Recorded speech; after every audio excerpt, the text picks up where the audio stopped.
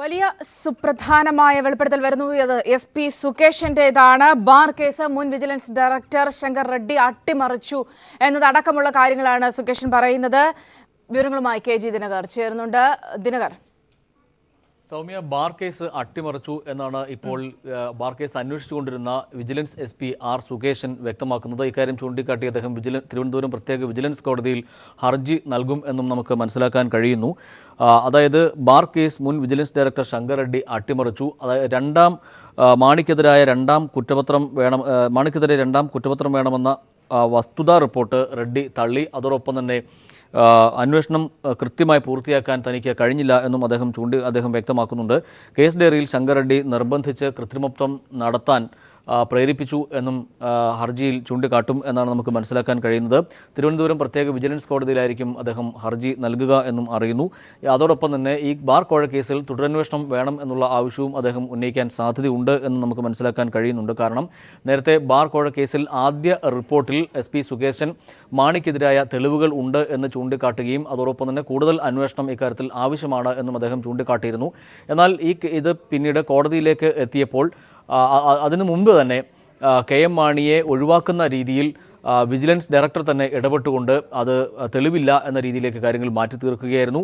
ആ ഒരു പശ്ചാത്തലത്തിൽ രണ്ടാമത് കുറ്റപത്രം സമർപ്പിക്കുന്ന വേളയിൽ തെളിവില്ല എന്നായിരുന്നു പിന്നീട് SP സുകേശൻ കോടതിയിൽ നൽകിയ കുറ്റപത്രത്തിൽ വ്യക്തമാക്കിയത്.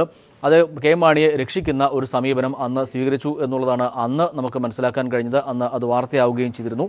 ഇപ്പോൾ അതിൽ നിന്ന് വ്യത്യസ്തമായിക്കൊണ്ട് SP സുകേശൻ ഇത്തരത്തിൽ ഒരു നിലപാട് സ്വീകരിക്കും എന്നാണ് നമുക്ക് മനസ്സിലാക്കാൻ കഴിയുന്നത്. Shankar Reddy, vigilance director Shankar Reddy case അട്ടിമറിച്ചു എന്നാണ്.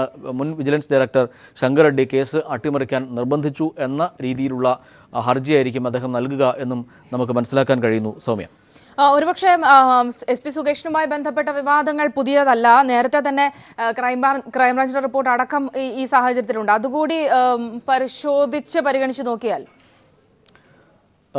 സൗമ്യ, ഇക്കാര്യത്തിൽ സ്വാഭാവികമായും ഇത് അന്ന് തന്നെ വലിയ വാർത്തയായി മാറിയിരുന്നു. കാരണം മാണിയുമായി ബന്ധപ്പെട്ടുകൊണ്ട് ഉയർന്നു വന്ന ആരോപണങ്ങൾ ബാർ മുതലാളിമാർ ഉൾപ്പെടെ KM മാണിക്കെതിരെ ചില നിലപാടുകളുമായി രംഗത്ത് വന്നിരുന്നു. അല്ലെങ്കിൽ അവർ തെളിവുകൾ പുറത്തുവിടുന്നത് ഉൾപ്പെടെയുള്ള കാര്യങ്ങൾ അന്ന് ചെയ്തിരുന്നു. പിന്നീട് ഇത് വിജിലൻസ് അന്വേഷിക്കുകയും മാണിക്കെതിരെ തെളിവുകൾ ഉണ്ട് എന്ന് ചൂണ്ടിക്കാട്ടിക്കൊണ്ട് തന്നെയാണ് SP സുകേശൻ ആദ്യ റിപ്പോർട്ട് സമർപ്പിക്കുകയും ചെയ്തത്. എന്നാൽ പിന്നീട് ഇതിൽ കേസ് തന്നെ അട്ടിമറിക്കപ്പെടുന്ന രീതിയിലേക്ക് കാര്യങ്ങൾ മാറി. മാണിക്കെതിരെ തെളിവുകൾ ഇല്ല എന്നായിരുന്നു രണ്ടാമത് നൽകിയ റിപ്പോർട്ടിൽ വിജിലൻസ് ചൂണ്ടിക്കാട്ടിയത്. SP സുകേശൻ തന്നെ റിപ്പോർട്ടിൽ അത് ചൂണ്ടിക്കാട്ടിയിരുന്നത്. അതിനിടയിൽ അന്ന് വിജിലൻസ് ഡയറക്ടറായിരുന്ന വിൻസെൻ്റ് M. പോൾ ഇടപെട്ടു എന്ന വാർത്തകളും പുറത്തു വന്നിരുന്നു. അല്ലെങ്കിൽ തെളിവുകളില്ല എന്ന് ചൂണ്ടിക്കാട്ടി അദ്ദേഹം നൽകിയ കത്തും എൻ്റെ കോപ്പി ഉൾപ്പെടെ പുറത്തു വരികയും ചെയ്തിരുന്നു. ഈ ഒരു പശ്ചാത്തലത്തിൽ കൂട്ടിവായിക്കുമ്പോൾ വിജിലൻസ് കേസ് അന്വേഷിച്ചിരുന്ന SP സുകേശൻ്റെ ഇപ്പോഴത്തെ നിലപാട് കേസ് അട്ടിമറിച്ചു എന്നുള്ളത് വ്യക്തമാക്കുന്ന രീതിയിലേക്ക് കാര്യങ്ങൾ മാറുകയാണ്. സൗമ്യ, ഒരുപക്ഷെ അന്നുണ്ടായിരുന്ന ആ വെളിപ്പെടുത്തലുകൾ, പ്രത്യേകിച്ച് സുകേശൻ മുൻപുണ്ടായിരുന്ന നിഗമനങ്ങളുടെ പശ്ചാത്തലത്തിലാണ് മാണിക്ക് ക്ലീൻ ചിറ്റ് നൽകി രണ്ടാമത് റിപ്പോർട്ട് സമർപ്പിക്കുന്നത്. ഒപ്പം തന്നെ ഈ ബാർകോഴ കേസിൽ നിയമവിരുദ്ധമായി പ്രവർത്തിച്ചുവെന്ന് ക്രൈംബ്രാഞ്ചിന്റെ റിപ്പോർട്ടുണ്ടായിരുന്നു. ഒപ്പം തന്നെ മുൻ ധനമന്ത്രി KM മാണിക്കും മറ്റ് മന്ത്രിമാർക്കുമെതിരെ മൊഴി നൽകാൻ ബിജു രമേശിനെ സമ്മർദ്ദം ചെലുത്തി തുടങ്ങിയ ആരോപണങ്ങൾ കൂടി സുകേഷിന്റെ മുൻപിൽ നിലനിൽക്കുന്നുണ്ട്. ഈ ഒരു പശ്ചാത്തലത്തിൽ ശങ്കർ റെഡ്ഡിയിലേക്ക് ആരോപണങ്ങൾ കൂടി പോകുമ്പോൾ ഈ കേസ് ഗൂഢാലോചനയുമായി ബന്ധപ്പെട്ട കാര്യങ്ങൾ ഒരുപക്ഷെ ഒരിക്കൽ കൂടി ചർച്ചയാവുകയല്ലേ? തീർച്ചയായും സൗമ്യ, അതുതന്നെയാണ്. KM മാണിയെ രക്ഷിക്കാനുള്ള നീക്കങ്ങൾ പിന്നിൽ നടന്നിരുന്നു എന്ന് തന്നെയാണ് അതിലൂടെ വ്യക്തമാകുന്നത്. വിജിലൻസ് ഡയറക്ടറായി ശങ്കർ റെഡ്ഡിയെ കൊണ്ടുവന്നുകൊണ്ട് അന്ന് കേസ് അട്ടിമറിക്കാനുള്ള നീക്കം UDF സർക്കാർ നടത്തിയിരുന്നു എന്ന് അന്ന് പ്രതിപക്ഷമായിരുന്ന LDF വ്യക്തമാക്കിയിരുന്നു. അതൊക്കെ ഏതാണ്ട് ശരിയാണ് എന്ന തരത്തിലേക്കാണ് ഇപ്പോൾ കാര്യങ്ങൾ എത്തി നിൽക്കുന്നത്. കാരണം SP സുകേശൻ തൻ്റെ നിലപാട് വ്യക്തമാക്കി ഹർജി സമർപ്പിക്കുമ്പോൾ അതൊക്കെ ചൂണ്ടിക്കാട്ടുന്നുണ്ട് എങ്കിൽ സ്വാഭാവികമായും അത് കേസ് അട്ടിമറിക്കാൻ അന്ന് നീക്കം നടന്നിരുന്നു എന്നുള്ളതിൻ്റെ വ്യക്തമായ സൂചനകൾ, അല്ലെങ്കിൽ അത് കൂടുതൽ ശരിവയ്ക്കപ്പെടുകയാണ് ഇപ്പോൾ ഇതിലൂടെ ചെയ്യുന്നത് എന്ന് നമുക്ക് പറയേണ്ടി വരും. അതോടൊപ്പം തന്നെ ശങ്കർ റെഡ്ഡി കേസിൽ ഇടപെട്ടു എന്ന് അദ്ദേഹം പറയുന്നുണ്ട് എങ്കിൽ സ്വാഭാവികമായും അത് തന്നെയാണ് സംഭവിച്ചിരിക്കുന്നതും.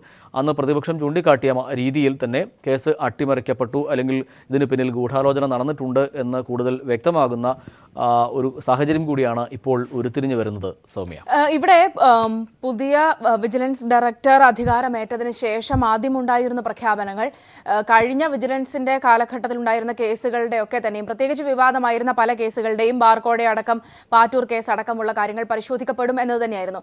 ഒരുപക്ഷെ അത്തരം ആരോപണങ്ങൾ നിലനിൽക്കുന്ന ഒരു പശ്ചാത്തലത്തിൽ ഇങ്ങനെ ഒരു കേസ് കൂടി അല്ലെങ്കിൽ ഒരു ഹർജി കൂടി കോടതിക്ക് മുന്നിലേക്ക് വരുമ്പോൾ അതിന്റെ കൂടുതൽ ഡെപ്തിലേക്ക് പോകാനുള്ള സാഹചര്യം കൂടിയല്ലേ ഒരുങ്ങുന്നത്? തീർച്ചയായും സൗമ്യ, അഴിമതിയുമായി ബന്ധപ്പെട്ടുകൊണ്ട് ശക്തമായ അന്വേഷണം തന്നെയാണ് വിജിലൻസ് ഡയറക്ടർ ജേക്കബ് തോമസിന്റെ നേതൃത്വത്തിൽ ഇപ്പോൾ നടന്നു വരുന്നത്. ഒരുപക്ഷെ ഇതും ഒരു തുടരന്വേഷണം ആവശ്യപ്പെട്ട് അത്തരത്തിൽ ഹർജി സമർപ്പിക്കപ്പെട്ടാൽ, തുടരന്വേഷണം ഉണ്ടാകുന്ന ഒരു സാഹചര്യം ഉണ്ടായാൽ സ്വാഭാവികമായും അട്ടിമറി ഉൾപ്പെടെയുള്ള കാര്യങ്ങൾ വെളിച്ചത്ത് വരുമെന്നുള്ള കാര്യത്തിൽ സംശയമില്ല. ഇപ്പോൾ എന്തായാലും ഇത്തരത്തിൽ ഒരു വാർത്ത പുറത്തു വരുമ്പോൾ സ്വാഭാവികമായും KM മാണിയുമായി ബന്ധപ്പെട്ട് ഉയർന്ന ബാർ കോഴ കേസ് അട്ടിമറിക്കപ്പെട്ടു എന്നുള്ള വസ്തുതയിലേക്കാണ് കാര്യങ്ങൾ വിരൽ ചൂണ്ടുന്നത് എന്ന് നമുക്ക് പറയേണ്ടി വരും. കേസ് ഡയറിയിൽ ശങ്കർ റെഡ്ഡി നിർബന്ധിച്ച് കൃത്രിമത്വം നടത്തി എന്നും അദ്ദേഹം ഹർജിയിൽ ചൂണ്ടിക്കാട്ടും എന്നാണ്, അദ്ദേഹം നൽകുന്ന ഹർജിയിൽ ഉണ്ടാകും എന്നാണ് നമുക്ക് മനസ്സിലാക്കാൻ കഴിയുകയും ചെയ്യുന്നത്. സൗമ്യ, ദിനകർ, ഒരുപക്ഷെ കേസിന്റെ ഘട്ടങ്ങൾ പരിശോധിച്ചാൽ നമുക്ക് മനസ്സിലാക്കാവുന്നതാണ് കേസ് എവിടേക്കോ അട്ടിമറിക്കപ്പെട്ടിട്ടുണ്ട്. കാരണം കൃത്യമായ മൊഴികൾ ഉണ്ടായിരുന്നു, അങ്ങനെയുള്ള കാര്യങ്ങളൊക്കെ ഒരു ഭാഗത്ത് നിലനിൽക്കെ വലിയ രാഷ്ട്രീയമായ കോളിളക്കം കൂടി ഉണ്ടായി. ഏറ്റവും ഒടുവിൽ ബിജു രമേശിന്റെ മകളുടെ കല്യാണ നിശ്ചയത്തിന് ഈ പ്രതിഭാഗത്ത് അല്ലെങ്കിൽ UDF സർക്കാരിന്റെ ഭാഗമായിരുന്ന ഉമ്മൻചാണ്ടി അടക്കം പങ്കെടുക്കുന്ന ഘട്ടം, അവിടെ പോലും വലിയ രാഷ്ട്രീയ വിവാദങ്ങൾ ഉണ്ടായിരുന്നു. മാണി പോലും ആരോപണങ്ങളുമായി രംഗത്തെത്തിയിരുന്നു.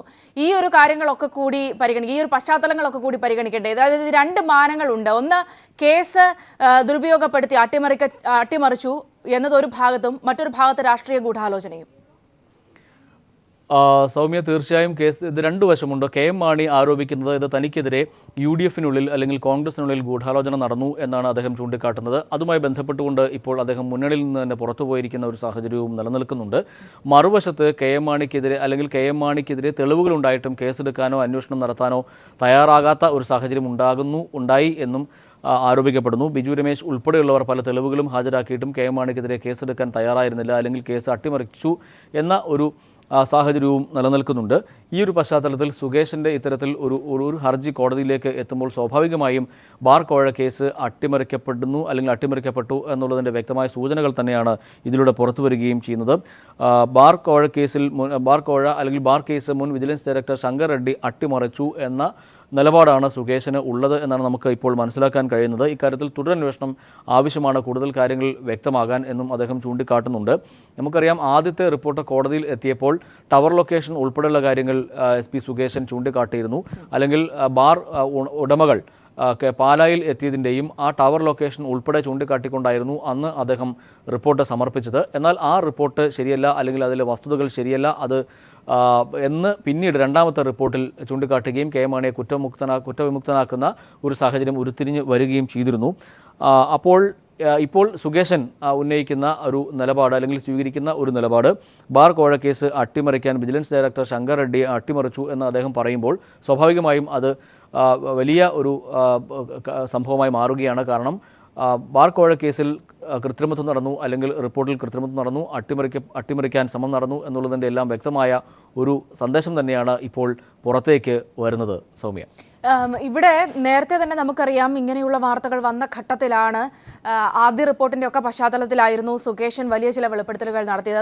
തനിക്ക് സമ്മർദ്ദമുണ്ടായിരുന്നു എന്നതടക്കമുള്ള കാര്യങ്ങൾ അദ്ദേഹം നമുക്ക് വ്യക്തമാക്കുന്നതിൻ്റെ ടെലിഫോൺ സംഭാഷണം അടക്കം നമ്മൾ പുറത്തുവിട്ടിരുന്നത്. ഈ ഒരു പശ്ചാത്തലത്തിൽ പിന്നീട് രണ്ടാമത് അദ്ദേഹം റിപ്പോർട്ട് കൊടുത്തപ്പോൾ തന്നെ സമ്മർദ്ദത്തിൻ്റെ ഒരു പശ്ചാത്തലമൊക്കെ നമുക്കവിടെ വീക്ഷിക്കാമായിരുന്നു. അതിനൊടുവിലാണ് ഒരുപക്ഷെ വിജിലൻസിൽ തന്നെ വലിയ മാറ്റമുണ്ടാകുന്നു, ഭരണതലത്തിൽ തന്നെ വലിയ മാറ്റമുണ്ടാകുന്നു, അതിനുശേഷം ഇങ്ങനെ ഒരു വെളിപ്പെടുത്തൽ കൂടി വരുന്നു. അതിൻ്റെ ഒരു പശ്ചാത്തലം കൂടി നിരീക്ഷിച്ചാൽ. സൗമ്യ, തീർച്ചയായും നമ്മൾ നേരത്തെ കണ്ടു, മാണിക്കെതിരെ കുറ്റപത്രം സമർപ്പിക്കപ്പെടുന്നു, അല്ലെങ്കിൽ ഇതിൽ കൂടുതൽ അന്വേഷണം അനിവാര്യമാണ് എന്ന് അതിൽ SP സുകേശൻ കുറിക്കുന്നു. എന്നാൽ പിന്നീട് ഇതിൽ തുടരന്വേഷണം രണ്ടാമത് അന്വേഷണം നടക്കുന്ന ഒരു സാഹചര്യത്തിലേക്ക് കാര്യങ്ങൾ എത്തി. അതിനു മുൻപ് തന്നെ വിജിലൻസ് ഡയറക്ടറായിരുന്ന വിൻസെൻ്റ് M. പോൾ ഇക്കാര്യത്തിൽ ഇടപെടുകയും അദ്ദേഹം ഒരു കത്ത് നൽകുകയും ചെയ്തു. ഇക്കാര്യത്തിൽ കൂടുതൽ തെളിവുകൾ ഇല്ല, അല്ലെങ്കിൽ അത് കേസെടുക്കാൻ പര്യാപ്തമാകുന്ന തെളിവുകളല്ല എന്ന് അദ്ദേഹം ചൂണ്ടിക്കാട്ടുകയും ചെയ്തു. തുടർന്നാണ് രണ്ടാമത്തെ കുറ്റപത്രം തള്ളുന്ന ഒരു സാഹചര്യം ഉണ്ടായത്, അല്ലെങ്കിൽ കോടതിയിൽ ആ ഒരു നിലപാട് സ്വീകരിക്കാൻ വിജിലൻസ് അന്ന് തയ്യാറാവുകയും ചെയ്തത്. അതിൻ്റെ അടിസ്ഥാനത്തിൽ കെ എം മാണിക്കെതിരായിട്ടുള്ള കേസ് ഇല്ലാതാകുന്ന ഒരു സാഹചര്യം ഉണ്ടാകുന്ന ഒരു സാഹചര്യം കൂടി ഉടലെടുത്തിരുന്നു. അന്വേഷണം കൃത്യമായി പൂർത്തിയാക്കാൻ തനിക്ക് കഴിഞ്ഞില്ല. സൗമ്യ നേരത്തെ സൂചിപ്പിച്ചതുപോലെ തനിക്ക് വലിയ മാനസിക സമ്മർദ്ദം ഉണ്ടാകുന്നുണ്ട്, കേസന്വേഷണത്തിനിടയിൽ ഉണ്ടാകുന്നുണ്ട്, അല്ലെങ്കിൽ അന്വേഷണം പൂർത്തിയാക്കാൻ കഴിയാത്ത രീതിയിൽ മാനസിക സമ്മർദ്ദം ഉണ്ടാകുന്നുണ്ട് എന്ന് അദ്ദേഹം പറഞ്ഞതിൻ്റെ വ്യക്തമായ തെളിവുകൾ അന്ന് തന്നെ പുറത്ത് വരികയും ചെയ്തിരുന്നു. ഒരു വേള രാജിവെക്കുന്നതിനെക്കുറിച്ച് പോലും അദ്ദേഹം ആലോചിച്ചിരുന്നു എന്നുള്ള വാർത്തകളും അന്ന് തന്നെ പുറത്തു വന്നിരുന്നു.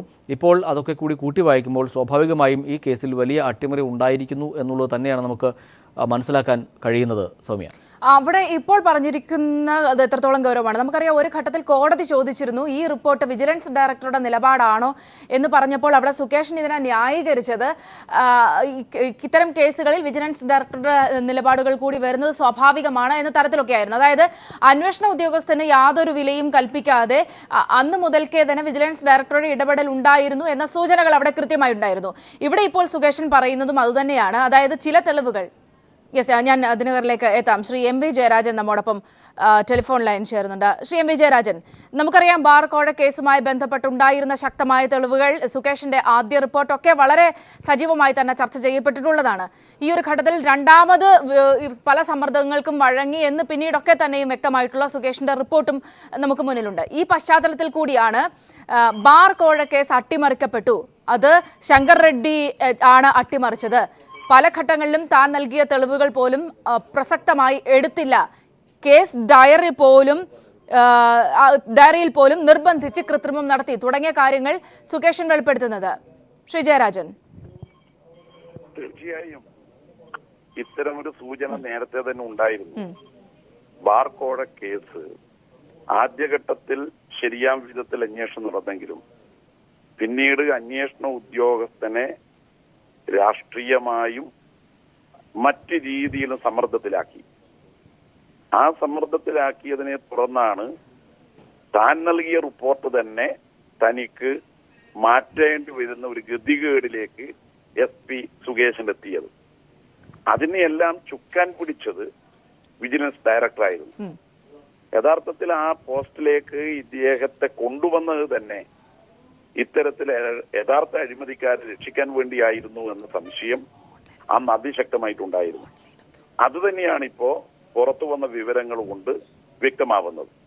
കർശനമായ നടപടി സ്വീകരിക്കുകയാണ് ഇത്തരം ഉദ്യോഗസ്ഥന്മാരുടെ പേരിൽ വേണ്ടത്. കാരണം ഒരു കേസന്വേഷണത്തെ അട്ടിമറിക്കാൻ വേണ്ടി രാഷ്ട്രീയ സ്ഥാപിത താല്പര്യത്തിന് കീഴടങ്ങുക, ജനങ്ങളെയാകെ വിഡ്ഢികളാക്കുക, കോടതിയിൽ തന്നെ റിപ്പോർട്ട് മറിച്ചു നൽകുക, അതിനൊക്കെ നേതൃത്വം കൊടുക്കുന്ന ഒരു ഗവൺമെന്റ്. ആ ഗവൺമെന്റിനെ കുറിച്ച് എന്തു പറയാൻ? ഇത്തരത്തിലുള്ള നിരവധി വിവരങ്ങളാണ് പുറത്തു വന്നുകൊണ്ടിരിക്കുന്നത്. UDF സർക്കാർ അഴിമതിക്കാരെ രക്ഷിക്കുക മാത്രമല്ല, അഴിമതിക്കാരെ രക്ഷിക്കാൻ വേണ്ടിയിട്ട് ഉദ്യോഗസ്ഥന്മാരെ തങ്ങളുടെ ഇംഗിതത്തിനനുസരിച്ച് കാര്യങ്ങൾ ചെയ്യാൻ വിലക്കെടുക്കുക എന്ന വിധത്തിൽ മാറുകയാണ്. അപ്പോ നീതിബോധമുള്ള ഒരു ഉദ്യോഗസ്ഥനും അന്നത്തെ ഗവൺമെന്റിന്റെ ഈ നടപടിക്ക് കൂട്ടുനിൽക്കാൻ കഴിയാത്തൊരു സാഹചര്യമായിരുന്നു ഉണ്ടായിരുന്നത്. ഇതിന്റെ മറുവശമാണ് അഡീഷണൽ DGPയെ വേട്ടയാടിയത്. ഇതിന്റെ മറുവശം അതാണ്, അദ്ദേഹത്തെ വേട്ടയാടിയല്ലോ. അപ്പോ ഒരാളെ തങ്ങളുടെ കൂടെ നിർത്താൻ കഴിയുമെന്ന് വന്നപ്പോ ഒരു അഴിമതി കേസ് ആകെ അട്ടിമറിക്കുകയാണ് അവർ ചെയ്തത്. അത് തന്നെയാണ് ഇപ്പൊ പുറത്തു വന്നിട്ടുള്ള വിവരം. അവിടെയാണ് ശ്രീ എം വി ജയരാജൻ, ഈ കേസിന്റെ ഒരു മാനം നമുക്കറിയാം. അത് രണ്ട് രീതിയിലാണ്. ഒന്ന്, നിയമപരമായ വശമുണ്ട്, കുറ്റം ചെയ്തിട്ടുണ്ട്, കൃത്യമായ തെളിവുകളുണ്ട്, സാഹചര്യ തെളിവുകൾ, ഒരുപക്ഷെ ടവർ ലൊക്കേഷൻ അടക്കമുള്ള കാര്യങ്ങൾ, ആദ്യ റിപ്പോർട്ടിൽ സൂചിപ്പിച്ചിരുന്ന കാര്യങ്ങൾ, അതൊരു ഭാഗത്ത് നിയമപരമായ വിഷയങ്ങൾ. മറ്റൊരു ഭാഗം അതിന്റെ രാഷ്ട്രീയമാണ്.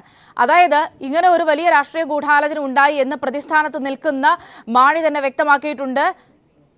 ഞാൻ തിരികെ എത്താം, ക്ഷമിക്കണം, താങ്കളിലേക്ക് തിരികെ എത്താം. ശ്രീ ബിജു രമേശ് നമ്മോടൊപ്പം ടെലിഫോൺ ലൈൻ ചേരുന്നുണ്ട്. ശ്രീ ബിജു രമേശ്, SP സുകേഷൻ തന്നെയാണ് ഇപ്പോൾ വ്യക്തമാക്കിയത്, അതായത് ആ അന്വേഷണ ഉദ്യോഗസ്ഥൻ തന്നെയാണ് ഇപ്പോൾ വ്യക്തമാക്കിയിരിക്കുന്നത്, ബാർ കേസ് ശങ്കർ റെഡ്ഡി അടച്ചത് പല കാര്യങ്ങളും നിർബന്ധിച്ച് കേസ് ഡയറിയിൽ തിരുത്തൽ വരുത്താൻ അടക്കം ശ്രമിച്ചു, കൃത്രിമത്വം വരുത്തി എന്നതടക്കമുള്ള കാര്യങ്ങൾ അദ്ദേഹം ഇപ്പോൾ വെളിപ്പെടുത്തിയിരിക്കുന്നു. അത് സംബന്ധിച്ചൊരു ഹർജി അദ്ദേഹം നൽകുകയാണ്.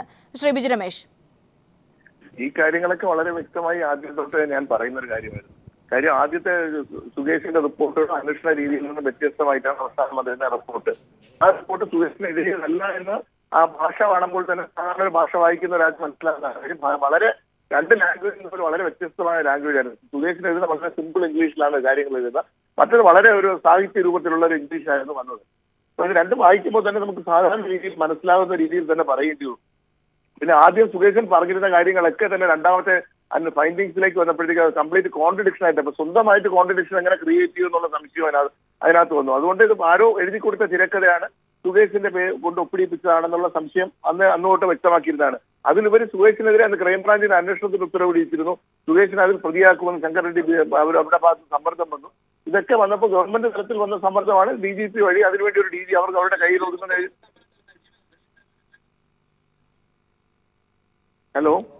ഇതിലേക്ക് കൊണ്ടുവന്ന് വെക്കുകയും ഇതിന്റെ പേരിൽ അന്വേഷണം നടത്തി വളരെ വ്യക്തമായി ഞാൻ പറഞ്ഞിട്ടുണ്ടായിരുന്ന കാര്യം തന്നെയായിരുന്നു ഇത്. ഇന്നിപ്പോ അതിന്റെ വസ്തുതകൾ സത്യം എന്നായാലും പുറത്തു വരും എന്നുള്ളത് കൊണ്ട് തന്നെ സത്യം പുറത്തു വരുന്നത്. അന്ന് തന്നെ അന്വേഷണം നല്ലൊരു ദിശയിലേക്കല്ല പോയത്. കാര്യം അന്വേഷണം ഒരു സാമ്പത്തിക ക്രമക്കേട് അന്വേഷിക്കുമ്പോൾ ആദ്യം അന്വേഷിക്കേണ്ടത് ഈ സാമ്പത്തിക ക്രമക്കേടുമായിട്ടുണ്ടായിരുന്ന വ്യക്തിയുടെ ഈ സമ്പത്തുകളെ കുറിച്ചാണ്. സമ്പത്തുകളെ കുറിച്ച് യാതൊരു അന്വേഷണവും നടത്തിയിട്ടില്ല. അതിലുപരി അതിൽ വന്നിരിക്കുന്ന ഏറ്റവും വലിയ ഇതെന്ന് പറയുന്നത് ഇത് വോയിസ് റെക്കോർഡ് കൊടുത്തിട്ടുണ്ട്. വോയിസ് റെക്കോർഡ് അനലൈസ് ചെയ്ത് പറയുന്ന സംഭാഷണങ്ങൾ നടത്തുന്ന ആൾക്കാരുടെ ശബ്ദം അവരുടെ തന്നെതാണോ എന്ന് അനലൈസ് ചെയ്തിട്ടില്ല. ഒരു കാര്യങ്ങളും പിന്നെ തുടർന്ന് അന്വേഷണത്തിൽ ഒന്നും ഉണ്ടായിട്ടില്ല എന്നുള്ളതാണ്. അതിൽ ഏറ്റവും വിചിത്രമായി ഞാൻ അന്ന് പറഞ്ഞൊരു കാര്യമാണ്, ഈ 7-ാം തീയതി ക്ലോസ് ചെയ്തു എന്ന് പറഞ്ഞ് ഒരു ചാർജ് ഫ്രെയിം കൊടുക്കുമ്പോൾ 9-ാം തീയതി എന്റെ ഓഫീസിൽ വന്ന് ആൾക്കാരുടെ മൊഴിയും സ്റ്റേറ്റ്മെന്റുകളും ഈ പറയപ്പെടുന്ന അന്വേഷണ ഉദ്യോഗസ്ഥന് എടുത്തുകൊണ്ട് കൂടുതൽ തെളിവിലേക്ക് പോകുന്നു എന്ന് പറഞ്ഞ് അന്വേഷണം എടുത്തുകൊണ്ടിരിക്കുന്നത്. അതിന്റെ വീഡിയോ ക്ലിപ്പിംഗ് വരെ ഞാൻ തന്നിട്ടുള്ള കൈരളിക്ക് ഉൾപ്പെടെ തന്നിട്ടുള്ളതാണ്. അപ്പൊ ഈ അന്വേഷണ ഉദ്യോഗസ്ഥൻ അന്വേഷണം നടത്തിക്കൊണ്ടിരിക്കുന്നതിന് മുൻ ഡേറ്റ് വെച്ച് തന്നെ അന്വേഷണം അവസാനിപ്പിച്ചതായിട്ട് റിപ്പോർട്ടാണ് പുറത്തു വന്നത്. അപ്പൊ ഇതുകൊണ്ട് ഇതിലൊക്കെ തന്നെ അന്നേ പറഞ്ഞാണ് അതിനകത്ത് വളരെ ദുരൂഹതയുണ്ട്. കാര്യം അന്വേഷണ റിപ്പോർട്ട് സമർപ്പിച്ചതിന് ശേഷം പിന്നെ എന്തിനാണ് സുകേഷിന് ഇതുമായി അന്വേഷണമായി മുന്നോട്ട് പോയത് എന്നുള്ള കാര്യം അന്ന് സംശയം വളരെ നമ്മുടെ മനസ്സിലുണ്ടായതാണ്, ചോദിച്ചിട്ടുള്ള ഒരു വിഷയമാണ്. ഒരുപക്ഷെ ശ്രീ ബിജു രമേശ്, ആദ്യം തന്നെ ഈ ആദ്യത്തെ റിപ്പോർട്ടിന്റെ പശ്ചാത്തലത്തിൽ തന്നെ കോടതി ആരാഞ്ഞ ചില കാര്യങ്ങളുണ്ട്. ഇത് ആരുടെ നിലപാടാണ്, വിജിലൻസ് ഡയറക്ടറുടെ അതാണോ അന്വേഷണ ഉദ്യോഗസ്ഥൻ്റെതാണോ എന്നതടക്കമുള്ള കാര്യങ്ങൾ. പിന്നീട് അദ്ദേഹം അല്ല എന്ന് പറഞ്ഞെങ്കിൽ പോലും പല ഘട്ടത്തിലും സമ്മർദ്ദം ഉണ്ടായിരുന്നു എന്ന് പലയിടത്തും അദ്ദേഹം ശ്രീ SP സുകേശൻ വെളിപ്പെടുത്തിയിട്ടുണ്ട്. ഒടുവിൽ താങ്കൾ സൂചിപ്പിച്ച ഈ ക്രൈംബ്രാഞ്ച് അന്വേഷണം അടക്കമുള്ള കാര്യങ്ങൾ, ഇതിന്റെയൊക്കെ പശ്ചാത്തലത്തിൽ നിന്നുകൂടി വേണ്ടേ ഇപ്പോഴത്തെ സുകേഷിന്റെ ഈ ഒരു ആരോപണത്തെയൊക്കെ വിവക്ഷിക്കാൻ? തീർച്ചയായിട്ടും ഇതിപ്പോ സുകേഷിനെ കൊണ്ട് തന്നെ അന്വേഷിപ്പിക്കണമെന്നൊന്നും ഞാൻ ആവശ്യപ്പെടുന്നില്ല. ഇത് വളരെ ഒരു സ്പെഷ്യൽ ഇൻവെസ്റ്റിഗേഷൻ ടീമിനെ തന്നെ ഒന്നുകൂടി ഈ കേസ് അന്വേഷിക്കാനായിട്ട് ഗവൺമെന്റ് നിയോഗിച്ചു കഴിഞ്ഞാൽ 100% ഇതിനകത്ത് നടന്ന ഈ ബാർക്കോഴ കേസ് മാത്രമല്ല, മാണിസാർ ഇതുവരെ നടത്തിയിട്ടുള്ള അഴിമതിയുടെ ഒരുപാട് ചുരുളുകൾ അഴിയും. കാര്യം അനധികൃതമായി കോടിക്കണക്കിന് രൂപ ഇന്ത്യയിലും വിദേശത്തും സമ്പാദിക്കുകയും അത് ഇൻവെസ്റ്റ് ചെയ്യുകയും ചെയ്തിട്ടുള്ള ഒരു വലിയൊരു ബിസിനസ് ടൈക്കൂണാണ് ശ്രീ മാണിസാർ. അപ്പൊ അദ്ദേഹം ഒന്നുമില്ലായ്മയിൽ നിന്നും രാഷ്ട്രീയത്തിൽ വന്ന മാണിസാർ ഇത്രമാത്രം കോടിക്കണക്കിന് രൂപയുടെ അസറ്റ്സ് എവിടെ നിന്ന് വന്നു എന്നുള്ളത് വലിയ അന്വേഷിച്ച് പുറത്തു കൊണ്ടുവരേണ്ടതാണ്. രാഷ്ട്രീയം കച്ചവടമാക്കുന്നവർക്ക് അത് അവസാനിപ്പിക്കേണ്ട കാലഘട്ടമായി എന്നുണ്ടെങ്കിൽ അത് ഗവൺമെന്റും ഇപ്പൊ ഇരിക്കുന്ന ഗവൺമെന്റ് അത് ശക്തമായ നിലപാടെടുത്തുകൊണ്ട് മുന്നോട്ട് പോയി ഇതൊക്കെ ഒരു മാതൃകയായിട്ട് ഇങ്ങനെ സമ്പാദിക്കുന്ന സ്വത്തുക്കൾ തിരിച്ച് ഗവൺമെന്റിലേക്ക് കണ്ടുകിട്ടുകയാണ് ചെയ്യേണ്ടത്. ഞാൻ തിരികെ എത്താം. ശ്രീ ബിജു രമേശ് തുടരുക. ശ്രീ MV ജയരാജൻ, ഇവിടെ അദ്ദേഹം കൃത്യമായി തന്നെ പറയുന്നുണ്ട്, ഇവിടെ സൂചിപ്പിച്ചതുപോലെ തന്നെ KM മാണിക്കെതിരായ കുറ്റപത്രം വേണമെന്ന 2ാം വസ്തുത റിപ്പോർട്ടും ശങ്കർ റെഡ്ഡി തള്ളുകയായിരുന്നു. ഈ കേസ് ഡയറിയിൽ വരെ തിരുത്തൽ വരുത്തി സജീവമായ ഒരു കൃത്രിമം നടത്തൽ, അതായത് ഒരു ഇടപെടൽ ശങ്കർ റെഡ്ഡിയുടെ ഭാഗത്തുനിന്നും ഉണ്ടായിരുന്നു എന്നത് അടക്കമുള്ള കാര്യങ്ങളാണ് സുകേഷിന് ഇവിടെ സൂചിപ്പിക്കുന്നത്. നമുക്കറിയാം പല ഘട്ടങ്ങളിലും അദ്ദേഹം അന്വേഷണ ഉദ്യോഗസ്ഥനായിരുന്നപ്പോൾ പോലും അദ്ദേഹത്തിന് സ്വതന്ത്രമായി പ്രവർത്തിക്കാൻ കഴിഞ്ഞിരുന്നില്ല. അതിന്റെ സൂചനകൾ കൂടിയാണ് ഇപ്പോൾ വിജിലൻസ് ഡയറക്ടർ തന്നെ, ഇപ്പോഴത്തെ വിജിലൻസ് ഡയറക്ടർ തന്നെ വ്യക്തമാക്കിയിട്ടുണ്ട് ഇപ്പോൾ കൂട്ടിലടച്ച തത്തയല്ല വിജിലൻസ് എന്ന്. ഈ ഒരു പശ്ചാത്തലത്തിലൊക്കെ കൂടുതൽ കാര്യങ്ങൾ പുറത്തേക്ക് വരുന്നതിന്റെ ഒരു സൂചനകൾ കൂടിയാണോ സുകേഷിന്റെ ഈ വെളിപ്പെടുത്തൽ? ശ്രീ ജയരാജൻ, LDF സർക്കാർ അഴിമതിക്കാരെ രക്ഷിക്കുന്ന ഒരു നടപടിയും സ്വീകരിക്കില്ല.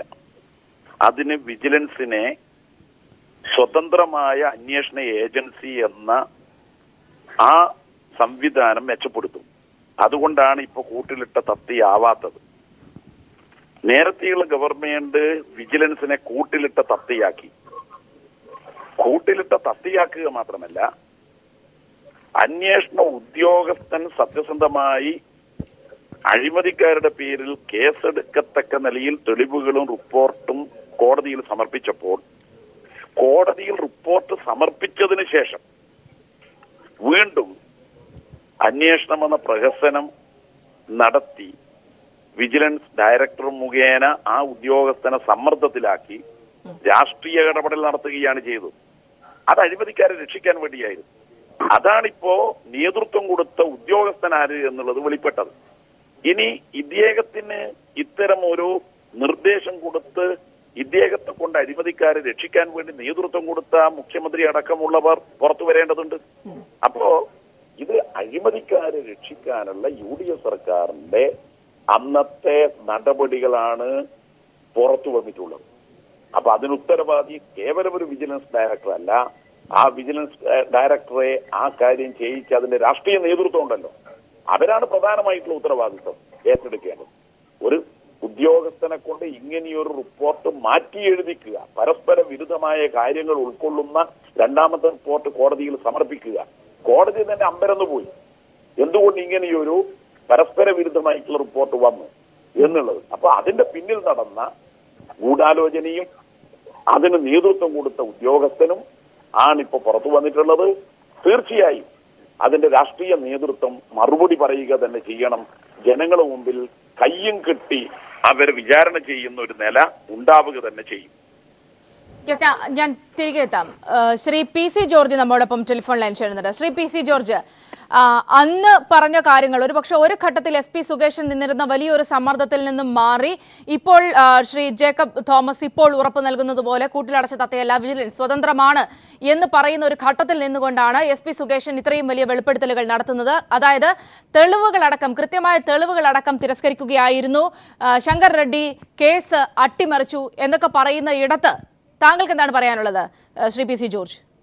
ഇത് വളരെ വ്യക്തമല്ലേ? കേരളത്തിലെ സാമാന്യ വിവരമുള്ള എല്ലാവർക്കും അറിയാം, മാണിയും കേബാവും ഉൾപ്പെടെയുള്ള സെറ്റുകൾ നമ്മൾ മദ്യ വ്യാപാരികൾ കൈക്കറി, ഇതെല്ലാവർക്കും അറിയാവുന്ന കാര്യമാണ്. അതിന്റെ അന്വേഷണം നടന്നപ്പോൾ എന്താ ഇത്? അടിയിലിരിക്കുന്ന സത്യം പുറത്തു വരണ്ടേ? അന്വേഷണം നടത്തിയ വിജിലൻസ് ഡിപ്പാർട്ട്മെന്റ് SP സുകേശൻ തന്നെ ആദ്യം കോടതി കൊടുത്ത റിപ്പോർട്ട് എന്താ? അതിൽ മാണി 3 പ്രാവശ്യമായിട്ട് കാശ് വാങ്ങിയതെന്നും അതിൽ ഒന്നാമതും രണ്ടാമതും കാശ് വാങ്ങിയതിന്റെ തെളിവുകളും സാക്ഷിമൊഴികളും സഹിതമാണ് ഹാജരാക്കിയത്. 3ാമത്തെ കാശ് വാങ്ങിയതിന്റെ തെളിവ് പറഞ്ഞതിൽ ഒരു തീയതി വ്യത്യാസം ഉണ്ടായി. കോടതി നോക്കിയപ്പോൾ അത് വ്യക്തമായി പരിശോധിച്ച് റിപ്പോർട്ട് സമർപ്പിക്കാൻ പറഞ്ഞ കോടതി കേസ് വിജിലൻസിനെ തിരിച്ചേൽപ്പിച്ചു. ആ വിജിലൻസ് തിരിച്ചേൽപ്പിച്ച അവസരത്തിൽ മാണി ശ്രീ PC ജോർജ് ഇടപെടുന്നതുകൊണ്ട് ക്ഷമിക്കുക. ശ്രീ PC ജോർജ്, ഒപ്പം തന്നെ ശ്രീ MV ജയരാജൻ, ശ്രീ ബിജു രമേശ് ദയവായി തുടരുക. ഇപ്പോൾ വിജിലൻസ് ഡയറക്ടർ ശ്രീ ജേക്കബ് തോമസിന്റെ വാക്കുകൾ നമുക്ക് ലഭ്യമായിട്ടുണ്ട്. അദ്ദേഹത്തിന്റെ വാക്കുകളിലേക്ക് പോയ ശേഷം എത്താം. ഹർജി ഇപ്പോൾ വിജിലൻസ് ശക്തമായിട്ടുള്ള നടപടികൾ അഴിമതിക്കാർക്കെതിരെ എടുത്തുകൊണ്ടിരിക്കുകയാണ്.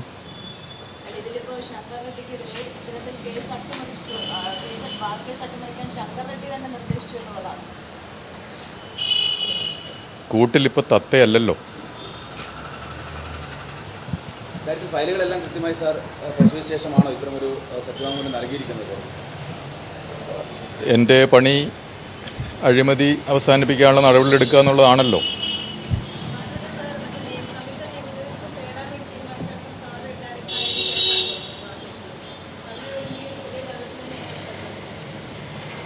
അല്ലേ, ബാർ കേസിലെ നിയമോപദേശങ്ങൾ 2014 ഡിസംബർ മാസവും എടുത്തിട്ടുണ്ട്. 2014 മുതൽ പല ഉദ്ദേശങ്ങളിലുള്ള നിയമോപദേശങ്ങൾ പലരും നൽകിയിട്ടുണ്ട്.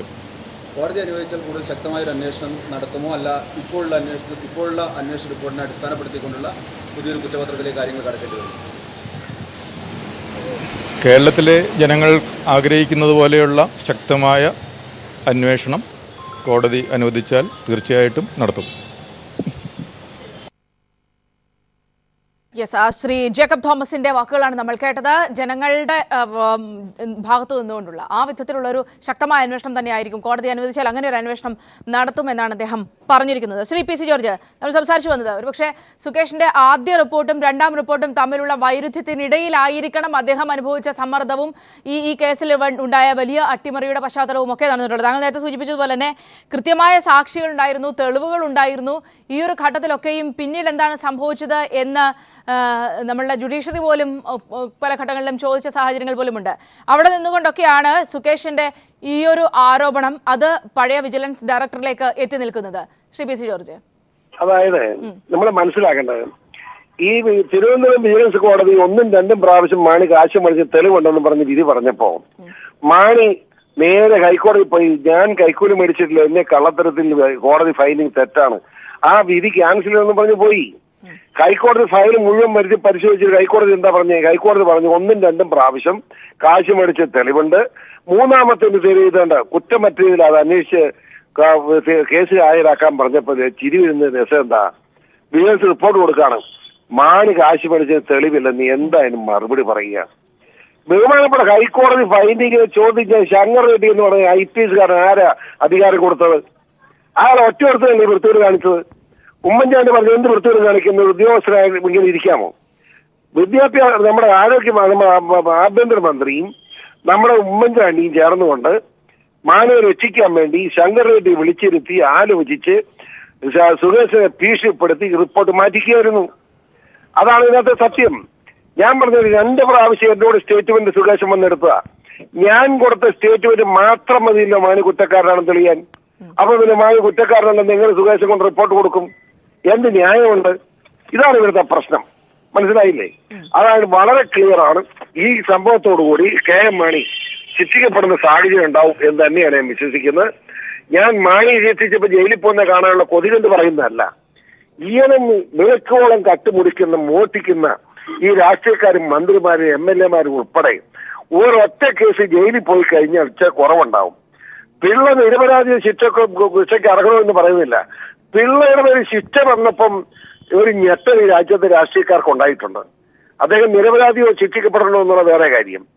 എന്നതുപോലെ ഇതുപോലുള്ള കേസ് ഞാൻ ചോദിക്കട്ടെ, ഇതുപോലെ 13 ബഡ്ജറ്റും വിറ്റ് കാശാക്കിയവൻ, കർഷകരെ മുഴുവൻ വിറ്റവൻ, എന്നിട്ടും മാണി ഇപ്പോഴും ആരോഗ്യവാനായി സുസ്മേരവതനായി രാഷ്ട്രീയ പാർട്ടി ചർച്ചകളുമായി ഓടി നടക്കുന്ന സാഹചര്യം എന്ന് പറഞ്ഞാൽ ഏത് രാഷ്ട്രീയക്കാരനാണ് അവനെ കക്കുകലാത്തത്?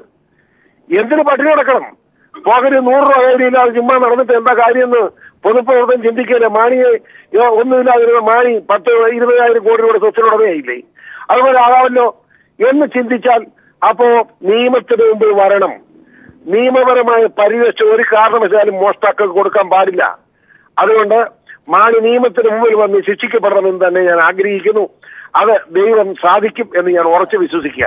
ശ്രീ പി സി ജോർജ്, അതിന്റെ ഒരു രാഷ്ട്രീയ വശം കൂടി ഒരു ഘട്ടത്തിൽ നമുക്കറിയാം മാണിയെ പ്രൊട്ടക്ട് ചെയ്യാത്ത ഒരു തരത്തിലേക്ക് വിജിലൻസ് പോയിരുന്നു. ചോദ്യം ചെയ്യുന്ന അടക്കമുള്ള കാര്യങ്ങളിലേക്കൊക്കെ പോകുമെന്ന തരത്തിലുള്ള സൂചനകൾ ഒരു ഘട്ടത്തിലുണ്ടായിരുന്നു. പിന്നീട് ഈ കേസെല്ലാം ഇല്ലാതെയാകുന്നു, വിജിലൻസ് ഇങ്ങനെ ക്ലീൻ ചിറ്റ് നൽകിക്കൊണ്ട് റിപ്പോർട്ട് കൊടുക്കുന്നു.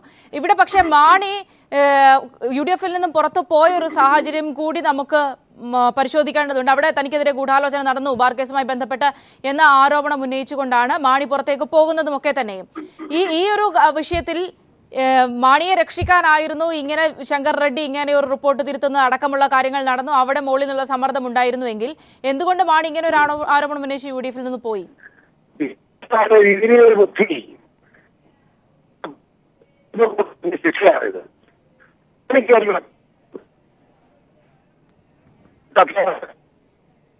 ഞാൻ തിരികെ എത്താം. താങ്കളുടെ ടെലിഫോൺ ലൈൻ ക്ലിയർ അല്ല, ഞാൻ തിരികെ എത്താം ശ്രീ പി സി ജോർജ്. ഏതായാലും നിലവിലെ സാഹചര്യത്തിൽ ഈ കേസിന്റെ രാഷ്ട്രീയപരമായ പശ്ചാത്തലം കൂടി വളരെ സുപ്രധാനം തന്നെയാണ്. കാരണം വിജിലൻസ് ഡയറക്ടർക്കെതിരെ അന്നത്തെ അന്വേഷണ ഉദ്യോഗസ്ഥനായിരുന്ന SP സുകേഷിനാണ് ഇങ്ങനെ വലിയൊരു ആരോപണം ഉന്നയിച്ചിരിക്കുന്നത്. ശങ്കർ റെഡ്ഡി വളരെ വലിയ കൃത്രിമത്വം കാണിച്ചു, റിപ്പോർട്ടിൽ കേസ് ഡയറി തിരുത്തി, തെളിവുകൾ പരിഗണിച്ചില്ല, അവഗണിച്ചു, അത് മാറ്റിവെച്ചു, തന്നെ കൊണ്ട് നിർബന്ധിച്ച് ഇങ്ങനെ ഒരു ക്ലീൻ ചിറ്റ് നൽകിക്കൊണ്ടുള്ള ഒരു റിപ്പോർട്ട് നൽകാൻ സമ്മർദ്ദം ചെലുത്തി എന്നത് അടക്കമുള്ള കാര്യങ്ങളാണ് സുകേഷൻ പറഞ്ഞിരിക്കുന്നത്. ഒരുപക്ഷെ വീണ്ടും വലിയ ശക്തമായ ഒരു അന്വേഷണത്തിലേക്ക് കാര്യങ്ങൾ പോകുമെന്നാണ് ശ്രീ ജേക്കബ് തോമസിന്റെ നിലവിലെ വിജിലൻസ് ഡയറക്ടറുടെ വാക്കുകൾ വ്യക്തമാക്കുന്നതും. ഇവിടെ ദിനകറിലേക്ക് ഒരിക്കൽ കൂടി പോവുകയാണ്. ദിനകർ, ഒരുപക്ഷെ ഇങ്ങനെ വീണ്ടും ഒരു അന്വേഷണത്തിലേക്കൊക്കെ കാര്യങ്ങൾ പോകുമ്പോൾ അതിൻ്റെ ആ കേസ് ആ വിധത്തിൽ തന്നെ വേണ്ടി അന്വേഷിക്കാൻ ഗൂഢാലോചന നടന്നിട്ടുണ്ട്, കൃത്യമായ തെളിവുകൾ ഇവിടെ പി സി ജോർജ് സൂചിപ്പിച്ച പോലെ തന്നെ 1ഉം 2ഉം തവണ മാണി പണം വാങ്ങി എന്നതിന് സാഹചര്യ തെളിവുകൾ ഉണ്ടായിരുന്നു, മൊഴികൾ ഉണ്ടായിരുന്നു, ടവർ ലൊക്കേഷൻ അടക്കമുള്ള കാര്യങ്ങൾ ആദ്യ റിപ്പോർട്ടിൽ ഉണ്ടായിരുന്നു. ഹൈക്കോടതി പറയുന്നു കുറ്റപത്രം സമർപ്പിക്കണം. എന്നാൽ പിന്നീട് അതിനെ മറികടന്നുകൊണ്ട് വിജിലൻസ് ഡയറക്ടർ ക്ലീൻ ചിറ്റ് നൽകിക്കൊണ്ട് പുതിയ റിപ്പോർട്ട് സമർപ്പിക്കുന്നു. ഈ പശ്ചാത്തലങ്ങളൊക്കെ ആ ഒരു അന്വേഷണത്തിന്റെ പരിധിയിലേക്ക് കൂടി കൊണ്ടുവരേണ്ടതല്ലേ? തീർച്ചയായും സൗമ്യ, കോടതി ഇക്കാര്യത്തിൽ തിരുവനന്തപുരം പ്രത്യേക വിജിലൻസ് കോടതി ഇക്കാര്യത്തിൽ എന്ത് നിലപാട് സ്വീകരിക്കും എന്നുള്ളത് ആണ് നമുക്ക് ഇനി നോക്കി കാണാനുള്ളത്. കാരണം അത്തരത്തിലൊരു ഹർജി സുകേശൻ നൽകിയാൽ അതിന്മേൽ എന്ത് നടപടി കോടതി സ്വീകരിക്കും എന്നുള്ളതനുസരിച്ചായിരിക്കും കാര്യങ്ങൾ മുന്നോട്ട് നീങ്ങുക എന്നുള്ള കാര്യത്തിൽ സംശയമില്ല. കാരണം സൗമ്യ നേരത്തെ സൂചിപ്പിച്ചതുപോലെ വിജിലൻസ് ബാർ കോഴ കേസുമായി ബന്ധപ്പെട്ടുകൊണ്ട് KM മാണിക്കെതിരെ കുറ്റപത്രം സമർപ്പിക്കുന്ന ഒരു ഘട്ടം ഉണ്ടാകുന്നു. അന്ന് കൃത്യമായ തെളിവുകൾ അക്കമിട്ട് നിരത്തിക്കൊണ്ട് തന്നെയാണ് SP സുകേശൻ റിപ്പോർട്ട് സമർപ്പിക്കുന്നത്. എന്നാൽ പിന്നീട് അതിൽ ഒരു ഇടപെടൽ ഉണ്ടാകുന്നു. വിൻസെൻ്റ് എംപോൾ ഇടപെടുന്നു. അദ്ദേഹം കത്ത് നൽകുന്നു SP സുകേശന്. ഇതിൽ വ്യക്തമായ തെളിവുകൾ ഇല്ല, അത്തരത്തിൽ കേസെടുക്കാൻ കഴിയുകയില്ല എന്ന് ചൂണ്ടിക്കാട്ടി കത്ത് നൽകുന്നു. അവസാനം KM മാണി കുറ്റമുക്തനാകുന്ന അല്ലെങ്കിൽ KM മാണിയെ വെള്ളപൂശുന്ന സമീപനം സ്വീകരിക്കുന്നു വിജിലൻസ്. തുടർന്ന് അദ്ദേഹം കുറ്റമുക്തനാകുന്ന ഒരു പശ്ചാത്തലം കൂടി ഉരുത്തിരിഞ്ഞു വരികയും ചെയ്യുന്നു. ഈ ഒരു ഘട്ടത്തിലാണ് ഇപ്പോൾ SP സുകേശൻ ഇത്തരത്തിൽ ഒരു ഹർജി കോടതിയിലേക്ക് നൽകാൻ പോകുന്നത്. സ്വാഭാവികമായും ഈ ഒരു അവസ്ഥയിൽ, ഈ സാഹചര്യത്തിൽ വിജിലൻസ് ഡയറക്ടർ ജേക്കബ് തോമസിൻ്റെ നിലപാട് കൂടി വളരെ പ്രസ്താവ്യമാണ്. കാരണം അദ്ദേഹം വളരെ കൃത്യതയോടുകൂടി കാര്യങ്ങൾ പറയുന്നു. ഒരുപക്ഷെ ജേക്കബ് തോമസ് അറിയാതെ ഇത്തരത്തിൽ ഒരു നീക്കം SP സുകേശൻ നടത്തുകയില്ല എന്നുകൂടി നമുക്ക് ആ വരികൾക്കിടയിൽ വായിക്കേണ്ടി വരും. ഈ വാർത്തയിലേക്ക് വളരെ വേഗം എത്താം. ഏതായാലും വലിയ വെളിപ്പെടുത്തലാണ് ഇപ്പോൾ അന്വേഷണ ഉദ്യോഗസ്ഥനായിരുന്ന വിജിലൻസ് SP സുകേശൻ നടത്തിയിരിക്കുന്നത്. അന്നത്തെ vigilance director Shankar Reddy bar കോഴ കേസ് അട്ടിമറിച്ചു.